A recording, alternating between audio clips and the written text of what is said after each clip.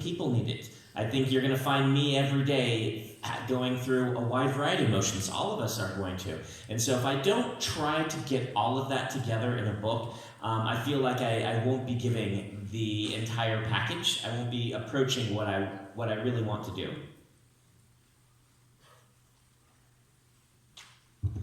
Lo que me interesa en mi trabajo como escritor, en lo que consiste ser escritor para mí, es en explorar la condición humana en todas las direcciones posibles. No quiero que mis novelas vayan en una sola dirección, sino que quiero explorar todo lo que nos hace ser humanos. Y el humor, desde luego, tiene que estar presente porque existe, porque es algo necesario para el ser humano en su día a día. La gente necesita el humor, yo necesito el humor. Todos pasamos por distintos estados emocionales a lo largo del día. Y si no incluyera el humor, si no estuviera presente en mi obra, no estaría presentando el pack completo de emociones y no estaría tratando de alcanzar el objetivo que me he fijado. The reason that humor is so tough is everyone's sense of humor is really different, right? This is just a rule. It actually applies to all art. Our taste in art varies widely. But when someone picks up a fantasy novel, we know they have taste in fantasy, right? That they want a fantasy novel. When they pick up a big epic fantasy, you can kind of say, well, everyone who's going to pick up a 1,000-page epic fantasy, our tastes in art probably align. In a lot of ways. I grew up reading The Wheel of Time. I love The Wheel of Time. We can bond over The Wheel of Time or over Tolkien or over George R. Martin or over Anne McCaffrey or any of these great big epic fantasy stories. And so I can kind of gauge what the taste of the reader is going to be. But for humor, that doesn't necessarily apply, right? The fact that we both like the same types of epic fantasy does not mean we will have the same sense of humor. And that makes it tough for reasons that you might not expect. But the thing I really try to do is I try to make sure a book has multiple types of humor. Not everyone is going to love the terrible, terrible puns that I love and that Shalon loves, right?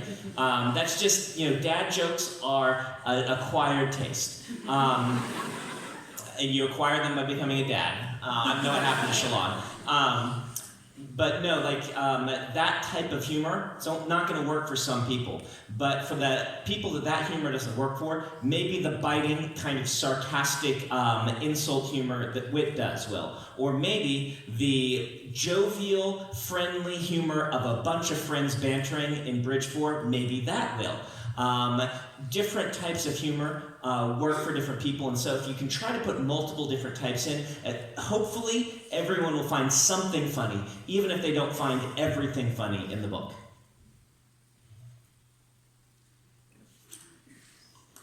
El humor, además, es una emoción que es muy difícil de reflejar, y es muy difícil de reflejar por toda una serie de cuestiones, porque todos tenemos un sentido del humor distinto. Si piensas en gustos artísticos y literarios, puedes llegar a deducir que si a alguien le gusta la fantasía y otra persona también le gusta la fantasía, ya tienen un elemento en común en cuanto a gustos, que si a alguien le gusta la fantasía épica, pues seguramente a otra persona, si le recomienda un libro, le va a gustar ese mismo estilo de fantasía épica. Quiero decir, por ejemplo, que si a alguien le gusta La Rueda del Tiempo y a mí también, nos podemos pasar horas charlando y creamos una relación o un vínculo hablando de esta saga, igual que con Tolkien, igual que con la obra de George R.R. Martin, igual que con Anne McCaffrey, todos estos grandes escritores que me precedieron. Si sabes que te gusta alguno de ellos, sabes que compartes gustos con otros lectores y que puedes recomendar algunas de sus obras. Eso no funciona en el caso del sentido del humor. No puedes decir que si a alguien le gusta la fantasía épica y a ti te gusta la fantasía épica, los dos tenéis el mismo sentido del humor, porque ni mucho menos. Hay gente que se ríe por cuestiones muy distintas, que a cada uno nos llama la atención un tipo de sentido del humor distinto. Hay gente a la que le gusta el tipo de chiste malo con pausas que hace Shalom. Hay otros que lo odian. A mí personalmente me entretiene, pero bueno, hay gente que considera que los chistes malos son un gusto adquirido, que vas, pues eso, pillando con el paso del tiempo. Hay otra gente que prefiere un sentido del humor sarcástico y seco como el del Whip, o un sentido del humor colectivo y en grupo entre amigos como en el de Puente 4. Hay distintos tipos de sentidos del humor, tantos como hay personas, y lo que a alguna gente le parece divertido, a otra pues no le arranca ni una mínima sonrisa. Y lo que intento es incluir todos los tipos posibles de sentido del humor que se me ocurren en el libro, para que, siendo consciente de que no le va a gustar todo a todo el mundo, por lo menos todo el mundo puede encontrar en algún momento algún fragmento que sí le haga gracia. En alguna ocasión has comentado que te interesa que los nuevos lectores puedan entrar en tu obra sin tener que conocer todo el Cosmere. Me he fijado que en muchas de tus novelas, que son el inicio de una saga, por ejemplo, El Imperio Final, Escuadrón, Alcatraz, Steelhead, son medio autoconclusivos, es decir, que la trama acaba de alguna forma, ¿no? Entonces, ¿están pensados así por la misma razón, para que sean más accesibles a tus nuevos lectores? Yeah, this is something that's important to me. I really like comics, but I hate reading a comic and finding out at the end of it that the story isn't going to continue in my comic, it's going to continue in some other line that I have to hunt down. I hate finding out that I've missed part of the story. And this is a fine line because I also like diving deeply into lore, right? I love, all the little interconnections that the Marvel Cinematic Universe has done. I often equate the Cosmere, for those who heard, I think I talked about it yesterday, coming from me having read Asimov and loving how Asimov tied Foundation and the Robots books together, and then diving deep into that. That's where the origins of me wanting to do the Cosmere came from. So I love both. I love one thing, but I also know how it is to get annoyed. And so I think there's a delicate line to walk. I use a metaphor I call fractal world building. Fractal world building is lore and world building that is like a fractal. A fractal is it's a mathematical concept, but it is also, we can explain it using the shores of a coastline.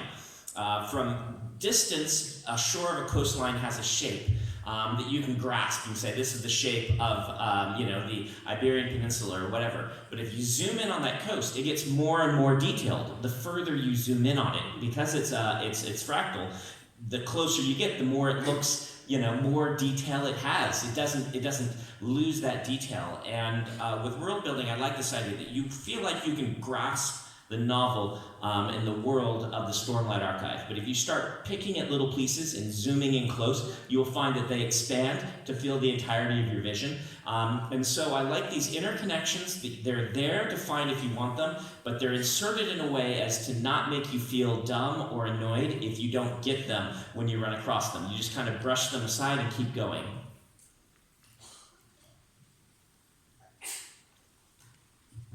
Sí, desde luego es que es algo muy importante para mí. Me encanta leer cómics, me encantan los cómics como tal, pero lo que odio es estar leyendo una serie, llegar al final del número en cuestión y encontrarme con que continuará no en el siguiente número de esa misma serie, sino que forma parte de una saga y tengo que comprarme otro cómic de otra colección que tengo que ir a buscar donde buenamente pueda. Eso me molesta muchísimo porque hace que me sienta perdido y también me molesta el sentir pues, que me han quitado parte de la historia, que no lo entiendo todo. Me gusta poder meterme en un mundo o poder crear un mundo que sea relativamente semejante al universo cinematográfico de Marvel. Esa comparación se ha hecho en ocasiones, pero en realidad el origen del Cosmere viene de la obra de Asimov, de la saga de la Fundación y de la saga de los robots. De ahí surge la semilla primera del Cosmere y sé que hay gente a la que le molesta el meter demasiado grado de detalle y el meterte en una saga muy intrincada, y hay otra que prefiere simplemente pues, que le den historias realmente cortas y lo que tengo que tratar de hacer es encontrar un equilibrio muy delicado entre historias que sean lo suficientemente ligeras como para entrar en ellas y lo suficientemente detalladas como para cautivar al lector habitual. Yo me imagino el proceso de creación de mundos que tengo como un fractal. Un fractal es un concepto matemático que se puede explicar muy bien si pensáis en la costa de un país. Si veis la costa a distancia es fácil de reconocer. Si vemos un mapa de la península ibérica podemos reconocer la forma sin ningún problema. Pero si empiezas a hacer zoom hacia adentro, si empiezas a acercarte a esa costa, en lugar de perder grado de detalle va adquiriendo cada vez más detalle y las formas van siendo distintas y cada vez hay más información y hay más detalle y no se pierde. Eso es lo que trato de hacer con mi proceso de creación de mundos. Si os fijáis en el archivo de las tormentas, verás, hay un montón de detalles de este tipo. Hay cuestiones muy pequeñitas que están interconectadas entre sí. Si queréis dedicaros a estudiarlas, perfecto, porque seguirá existiendo ese grado de detalle. Si las veis y las disfrutáis, perfecto. Y si no las veis, tampoco pasa nada. Puedes pasar tranquilamente de ellas, las dejas de lado y continúas leyendo la historia porque debería funcionar por su cuenta. Diego, you're pretty amazing.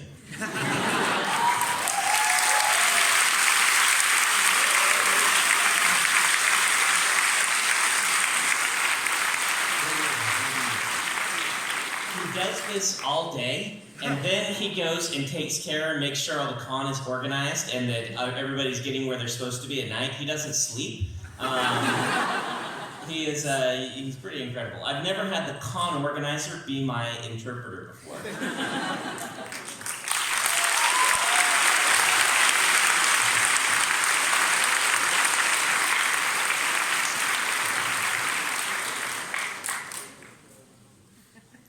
Nos queda un poquitín, pero os voy a dejar después, ¿vale?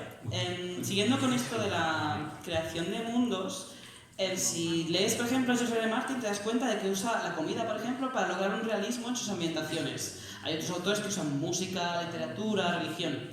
¿Qué elementos crees que consideras imprescindibles a la hora de construir un mundo?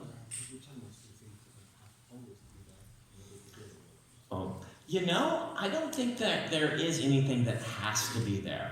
It depends on your goals as a writer or as a GM or whatever you're world building for, and the type of story you're doing as well. For me, I suggest that writers look for something they're passionate about and bring that to their world building. And the best stories I've read world building wise, you can see the writer's passion coming through in the story, but at the same time, it also depends upon your goals. We inherited from Grandpa Tolkien this idea of immersion as part of our world building, that the whole goal of Lord of the Rings and The Hobbit was to make us feel like this place was real, so that we could pretend while we're in there. And so certainly, if that's your same goal, you have to look for a certain amount of realism, so that the reader can suspend their disbelief long enough to go into this world and experience it. This is why I like my maps and my books to all be in-world maps, that you know why they're there, who made them, why we're posting them. It's why I even prefer to have the illustrations, these things that someone in the books has drawn, just so that we have this extra layer of immersion. So yes, I think that it's going to require a certain amount of work to get that sense of immersion, but I don't know if any one thing needs to be there. It's what you're passionate about, and you can use an age-old trick in writing if there's something you don't know about, and you want to put in your books anyway. It's have your characters not know anything about it, right? You'll notice that I have only ridden a horse 2 or 3 times in my life. There's not a lot of horses. People might have said epic fantasy needs horses. That's a big deal. To Robert Jordan, it was a big deal, and to a lot of writers. For me, you get Kaladin who hates horses, specifically because I don't want to have to write them right. So as long as Kaladin's like, oh, those evil beasts that I hate. But since I do have Adolin who loves horses, I do have to give my scenes to some horse people to give me feedback. But that's the other thing you can do. If there's something you're worried about, there are people out there who are experts in it who would love to help you get it right. So do a little bit of research, get yourself part of the way there, and then find someone who knows a whole lot more than you and let them read the story and tell you what you're doing wrong.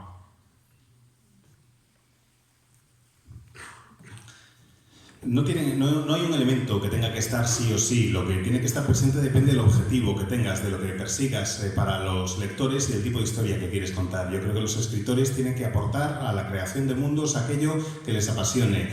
Siempre es positivo el ver pasión en algunos de los elementos que van a formar parte de tu historia, y yo creo que tienen que estar ahí pues casi todo el tiempo. Ya el abuelo Tolkien nos imbulló a todos con la idea de que la fantasía épica persigue, entre otras cosas, lograr que te sientas metido metido en el mundo en el que se desarrolla la historia.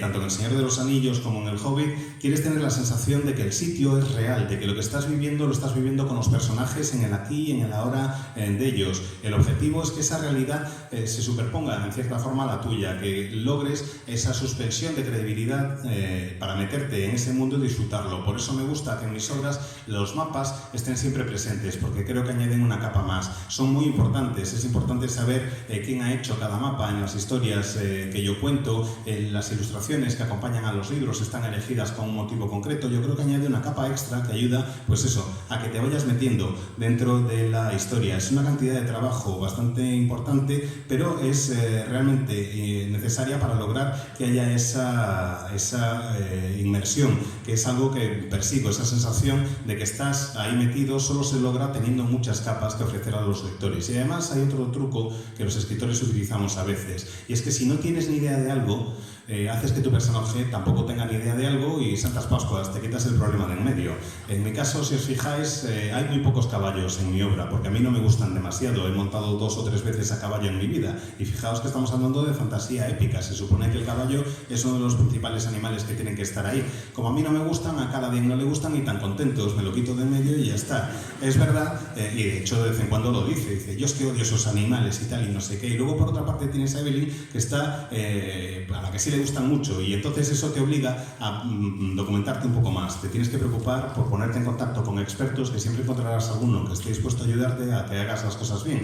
Hay gente que sabe del tema, que te ayude a investigar y que te cuente lo que sea necesario contar para que la historia esté bien hecha y para que sea creíble, para que funcione esa inversión. Y ya para acabar, quería hacerte una última pregunta sobre un poco tu relación que tienes con tus lectores, porque creo que es muy interesante. Te tomas bastante tiempo en escribir Thomas Anderson, por ejemplo, o charlas con ellos en foros. Entonces, ¿esta comunicación es bidireccional? Es decir, a veces lees alguna teoría o alguna cosa que digas, hostia, esto lo quiero poner en el libro. So, I think it's important for me, as a writer, to know what the reader is saying and know what people are thinking about my books. I view the relationship we have that similar to, in the old days, if you wanted to be an artist, you needed a wealthy patron to pay for you to live, and my wealthy patron is the lot of you, right? And I want to have a good performance review. I want you to enjoy the things that I'm writing. At the same time, that is balanced against something else, which is artistic vision. I think that a writer does need to have a firm, personal, artistic vision for a story, because that is what leads us to our best art. There's a reason why we don't, a lot of the great art doesn't come from 100 different people submitting one paragraph each. Usually a singular vision is necessary, even for something like a film, where there's a lot of people coming together. There needs to be a director who has a singular vision. And so I need to weigh these things and balance these things. And I'll let you do that part, and then I'll say some more. Bueno, yo creo que realmente es muy importante el saber qué opinan tus lectores y mantener ese tipo de contacto con ellos. Me gusta que los lectores me digáis qué opináis de los libros. Creo que la relación que tenemos es un poco semejante a la que había con los mecenas en el Renacimiento, por ejemplo, que eran gente acaudalada que se dedicaba a financiar a los artistas mientras estos creaban sus obras. En mi caso, mis mecenas sois todos vosotros, y me importa lo que penséis, y me importa que os guste lo que estoy haciendo, y me importa que disfrutéis con lo que os ofrezco, pero al mismo tiempo esto se tiene que equilibrar con otra cuestión, que es la visión artística, que es una visión siempre muy personal y que se basa en la experiencia propia del creador. Si os fijáis, la mayor parte de las obras de arte, no hay casi ninguna, que surja de la colaboración de 100 personas que llegan, se ponen juntas y escriben un párrafo cada uno. No, tiene que haber una visión, un principio conductor que lo guíe todo. Aún en el caso del cine, que es uno de los grandes artes colaborativos, necesitas tener una visión, que es la del director, que es la que acaba imponiéndose en el tono de la película. This can be dangerous. For instance, when I was working on The Wheel of Time, I came from Wheel of Time fandom, and I knew what Wheel of Time fans wanted. They wanted in-jokes, right? That's one of the things they wanted. Of course, they wanted a great story, but in the Wheel of Time, there's a talking monster called a Trolloc. His name is Narg, and he says some funny things in the first book, and he became a meme. And so Wheel of Time fans all did memes of Narg the talking Trolloc. Well, when I picked up the books, there was a part of me that's like, oh, what the fans want is to see Narg again. Fortunately, there was a lot of me that said, no, this isn't about putting in-jokes into the story. If you do that, it's going to derail the story and it's going to lack artistic credibility. It's not a series that's appropriate for. And so there's a case where following what the fans want, I think, would have been a very bad idea. Balancing that on the other side, knowing that fans are expecting a certain sort of sense from their books, a heroic end to a certain character, a good, satisfying conclusion. Sometimes you read online and you find, oh, they've latched onto a character that I didn't realize they were latching onto as much. In that case, I think it's appropriate to say, can I take this character and maybe, I was going to kind of push them aside, and maybe not just push them aside, give them a little bit more, give them a better sense of character arc, because a lot of people wanting and expecting it. In that case, I think it's appropriate. Where it gets really tricky is when the fans figure out what you're going to do in a book, right? And Robert Jordan struggled with this a lot through his career, I know. There was this idea that the fans wanted to be surprised. They loved the twists and turns. But if you lay proper foreshadowing in your stories, then they're going to guess. And I kind of fall on the side, George Martin has said the same thing, of, you know what, you've got to stay true to what you're foreshadowing. Even if fans guess it, let them be smart, let them have figured it out. Even if it's a little disappointing when they read it like, oh, that's what I thought of. The opposite of changing it just because they figured it out means that you're going to have to do something without any foreshadowing that's just going to lead to a non-satisfying conclusion, I think, for everyone involved. El peligro que se corre es, o el peligro que yo corrí, por ejemplo, fue cuando me empecé a encargar de la Rueda del Tiempo, a la que llegué como aficionado. Sabía perfectamente lo que un lector de la Rueda del Tiempo quería cuando me puse a escribir la saga. Queríamos todos chistes privados, chistes para entendidos, para los que conocíamos bien la historia. Hay en el primer volumen de la Rueda del Tiempo un monstruo parlante que se llama Narg y que se convirtió en uno de los favoritos de los lectores cuando aparecía, incluso tiene memes propios. Y yo me dije, cuando empecé a escribirlo, qué guay, ahora puedo volver a meter a Narg. Y luego de repente dije, no porque eso sería un chiste privado, no porque eso sería simplemente hacer la gracieta y eso se carga la historia, le quita credibilidad a lo que se está narrando.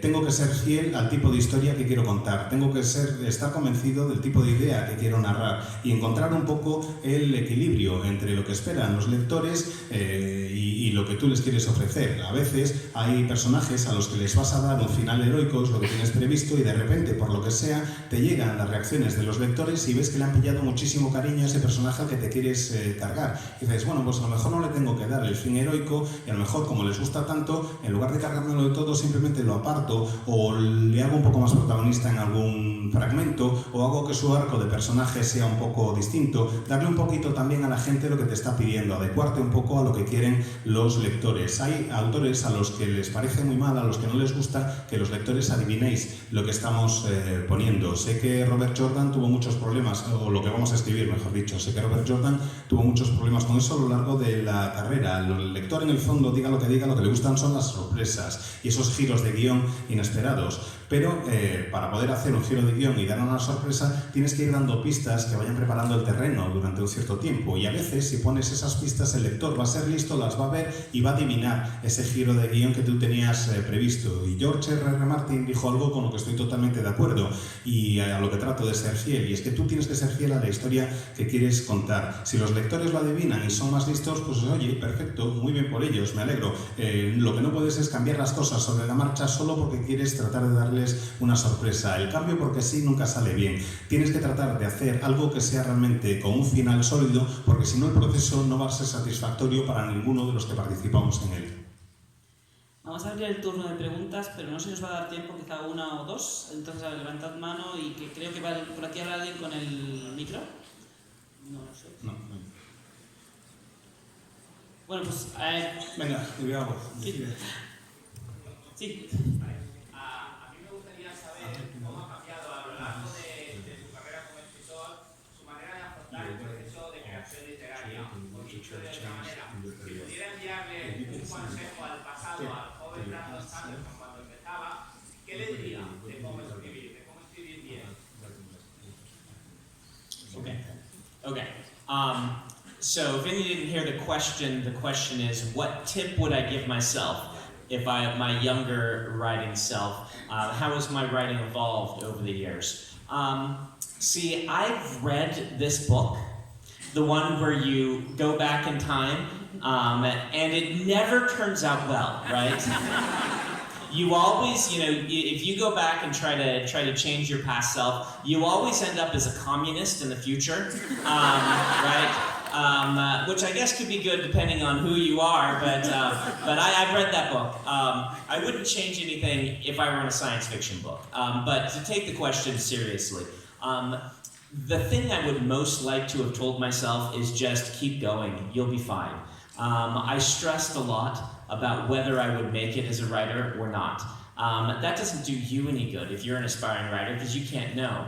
But coming to the decision that I would write whether I published or not was really important to me as a writer, and it helped me a lot. And going back and saying, just write because you love it. Publication, don't stress about that. Probably the best advice I could give myself. The other thing I would tell myself is learn to revise.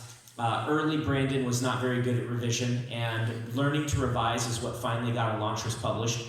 It's no coincidence that that's the book that had been through 4 or 5 drafts, when all the other things I was sending to publishers had been through 2.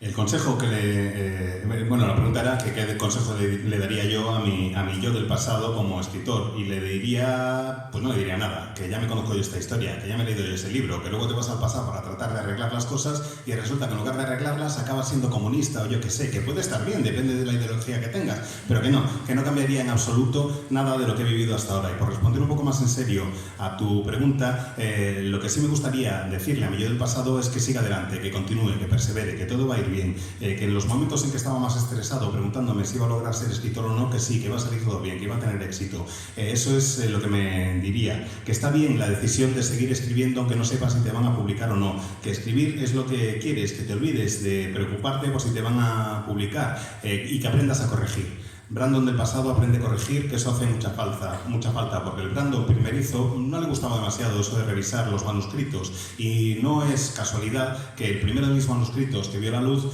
sea Elantris, porque es el primero también al que dediqué varias correcciones y que pasó por 4 o 5 borradores, mientras que el resto de lo que había escrito hasta entonces solo había tenido 2 versiones.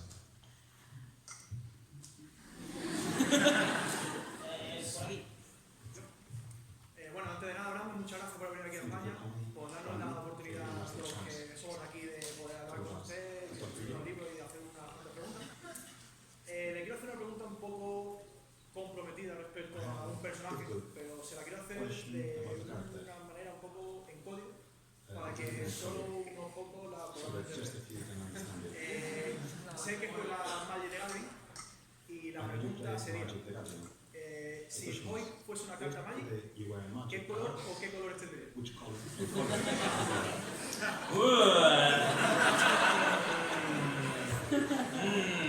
If I were a magic card, what colors? I'm very not red and very not green. Those are the 2 you can eliminate right away. I'm not a terribly emotional person, and nor am I kind of a feely sort of get along with nature type person. I like big cities, I like industry. I'll go out in the wild and enjoy it for a brief time, but camping to me is a hotel that doesn't have 24-hour room service, right? So that leaves you white, black, and blue. I think that I am a pretty good Esper mix. I'm very ambitious, which is where I get the black. People ask me which house in Harry Potter I'm in, and I usually have to admit I'm probably a Slytherin. There's some Slytherins here.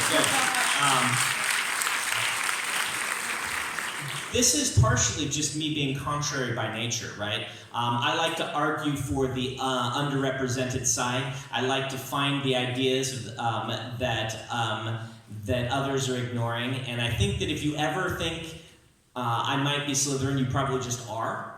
And so there's the black of me. The blue is pretty obvious.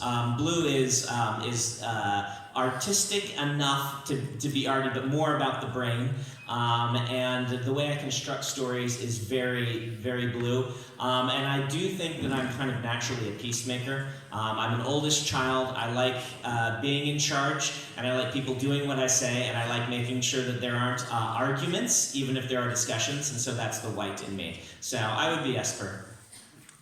It's no coincidence that the magic character I created when they asked me to create one ended up being black-blue with a very small white undercurrent. Buena pregunta. La verdad es que no me emociona a mí mucho la naturaleza, me van lo de las ciudades, la industria, lo del fuego. Me quedan en realidad tres opciones, que son blanco, azul y negro. El negro porque soy un tipo bastante ambicioso. He de reconocer que si estuviera en Hogwarts, si fuera de una de las casas de Harry Potter, sería Slytherin. Porque me gusta llevar la contraria, porque me gusta tratar de averiguar lo que mucha gente ignora. Y si vosotros sois semejantes y si vosotros sois Slytherin, creo que nos reconoceremos entre nosotros. Lo del azul es bastante obvio, porque es el color más artístico, el que tiene más que ver con el cerebro y con la construcción de historias. Así que lo del azul es algo que me llama mucho la atención. Y el blanco es porque soy un pacificador por naturaleza. Soy hijo mayor, tengo bastantes hermanos, me he pasado la vida tratando de escuchar a la gente y tratando de ayudar, así que si tuviera que decir un personaje sería Esper. Bueno, no nos queda tiempo para más, pero muchísimas gracias a todos por venir y sobre todo mil gracias a ti, Dafne, por...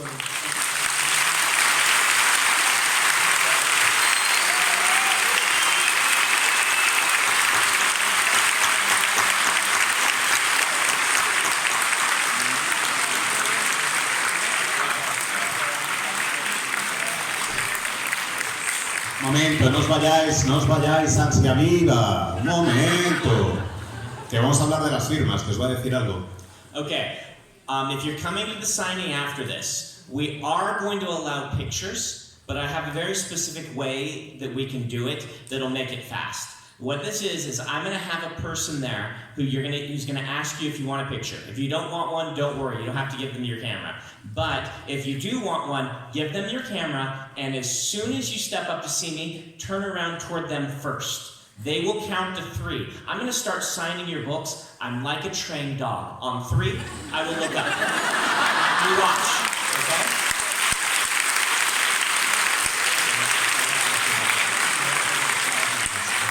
Muy rápido, que si queréis fotos en la sesión de firmas, que yo tengo un método para que funcione esto de maravilla, para que vaya todo muy bien. Lo que tenéis que hacer es que habrá una persona a mi lado, le dais la cámara o el móvil o lo que sea. Si no queréis una foto no pasa nada, os olvidáis. Si la queréis, lo que tenéis que hacer es, en el momento en que os acerquéis a mí, le dais la cámara. Y a la cuenta de 3, os giráis y saludáis a la cámara. Yo después, mientras vosotros contáis 1, 2 y 3, a mí me da tiempo de firmar, que voy súper rápido. Y soy como un perro que está entrenado. Oigo 3 y me pongo así.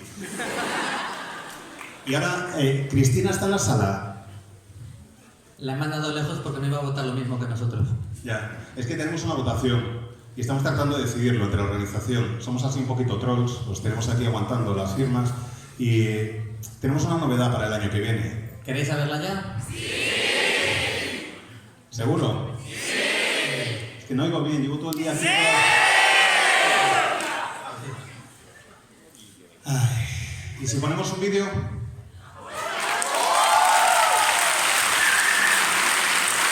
En el más puro estilo Tertius, primero no hemos comprobado que en ese ordenador, que no es nuestro, haya reproductor de vídeo y segundo... Y sabemos que no se va a oír. Y segundo, sabemos que no se va a oír, pero lo vamos a poner. Dijisteis que lo queríais. Ahora se siente... Luego en las redes sociales se oirá perfectamente. Además así veremos quién lo reconoce pronto y quién no.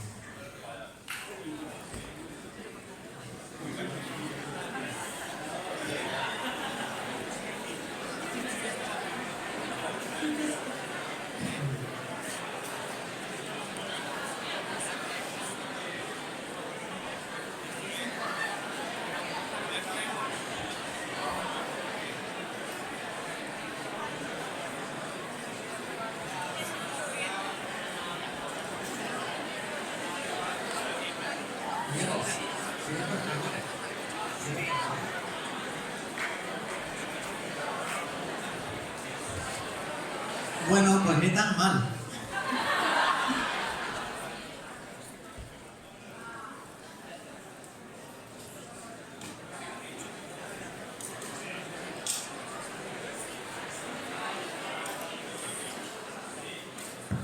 Es que soy de Mac.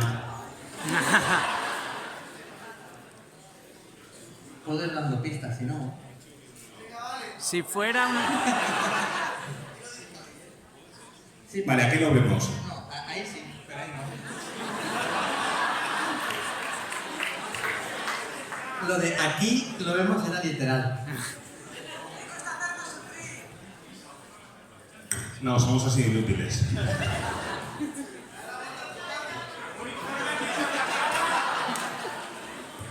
¿Y los del gallinero qué? Bueno, nos soluciona una película de cine en la calle del año que viene. Y es posible que al venir él, la serie de nuestra vida sea, y esto va a desorientar bastante creo, pero bueno, Perdidos. O sea, Perdidos no como os he dejado a vosotros, pero que tiene vagamente que ver con la serie de Perdidos y aprovecharemos para que sea la serie de nuestra vida. Íñigo, ¿dónde estás cuando te necesitamos? ¡Socorro! ¿Tú sabes ponerlo en...? Oye, si aceptamos el fracaso, lo decimos y lo decimos directamente, o dejamos que lo diga Brandon. Este es el film más patético de una charla de Brandon Sanderson en la historia.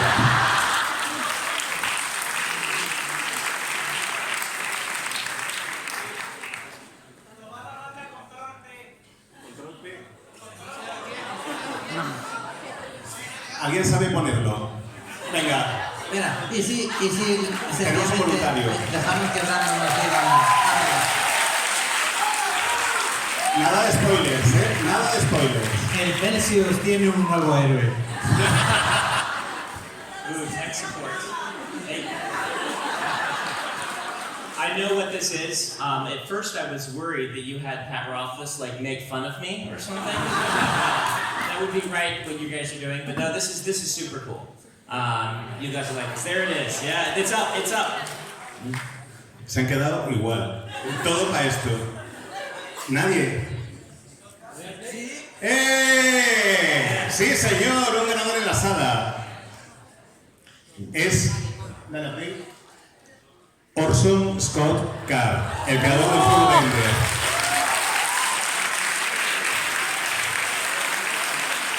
Os estoy viendo la cara. Dicen que esto va a ser top paquete.